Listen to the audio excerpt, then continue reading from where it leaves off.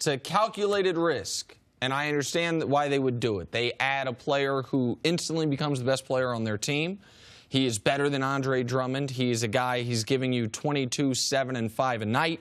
Only LeBron, Russ, Kevin Durant, and Boogie Cousins have done that this season along with Blake.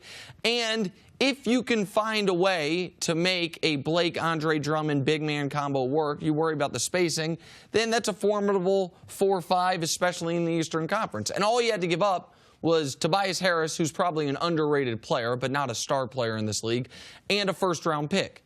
So for all those reasons, the Pistons got the best player in the deal. They didn't give up very much. For all those reasons, I understand the move for Detroit.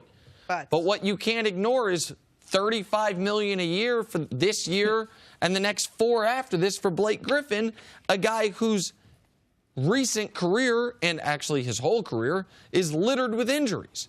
His college career, injuries. His pro career, injuries. Missed his first season. Yeah, so to me, how much closer did they get to whatever their goal is? Is their goal to be a playoff team?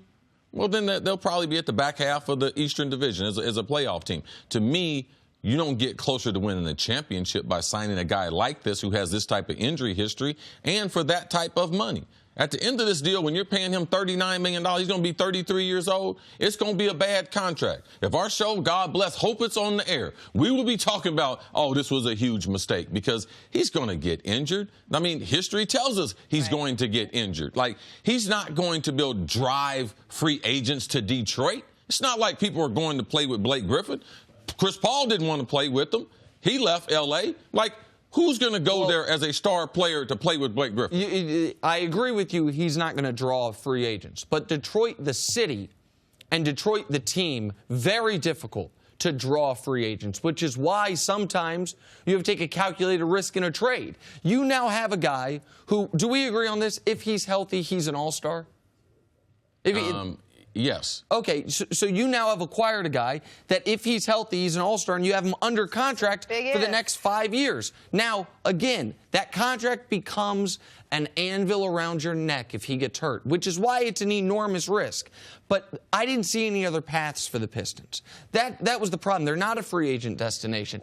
They're not bad enough to where, oh, they're going to have a top 5 draft pick. Like, there's not a lot of paths for them moving forward. And so, yeah, I'm sure they wish they would have, instead of drafting Luke Kennard, drafted Donovan Mitchell. But they didn't. Like, they've got to try to find a way to try to distinguish themselves in the East the way Washington has, the way Toronto has. Having that type of money tied up into 2 big men. Drummond's making a lot of money, all right? So having that in the NBA that is not an inside game league. It is a perimeter, three-pointing, spacing game. And the only reason why it worked in New Orleans this year with Boogie and the Brow is because both of them can shoot threes. Yep. Blake shooting three-pointer. He's suspect. Drummond is an inside the paint, 3 to 5 feet from the rim. So you're going to have a traffic jam in the lane. This is not a style that produces winning in this NBA that we're seeing. Let's look at this from the Clippers standpoint. Clearly, they're trying to free up cap space. This may or may not be the last move they make before the trade deadline. What do you think their mindset is right now? I mean, listen, Jerry West got there. Jerry West has been shown to be a very prudent team builder, helped build the Lakers, went to Memphis, helped them, went to Golden State, helped them.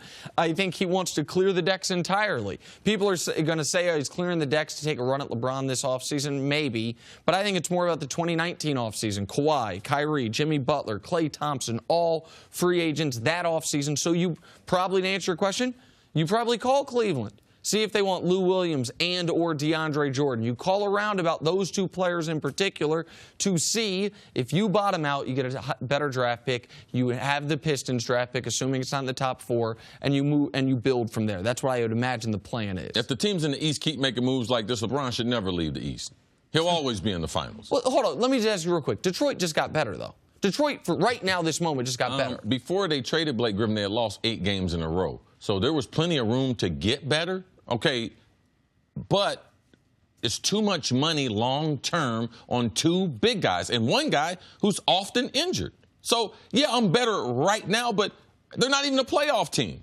So they got better and they still missed the playoffs. Oh, I bet after this trade, I bet they make the playoffs. I bet Detroit's the 9 seed right now. Oh, this is going to get them over the hump. So they're going to. I mean, the thing is, before this last bad 3 weeks, the 8-game losing streak, they were a playoff team. I do think they'll make the playoffs. Now, making the playoffs as the 7 seed doesn't necessarily justify the $140 million you're going to owe Blake after this year. I understand that. But I do think for Stan Van Gundy, the coach and the GM, which is another part of this, needed to make the playoffs to keep his job. I think they make the playoffs. Blake Griffin is not a guy I'm going to build a franchise around. Thanks for watching. Subscribe here to get the latest from the show. Also, be sure to check out more of the best clips from First Things First, or go watch a few segments from our other shows on FS1.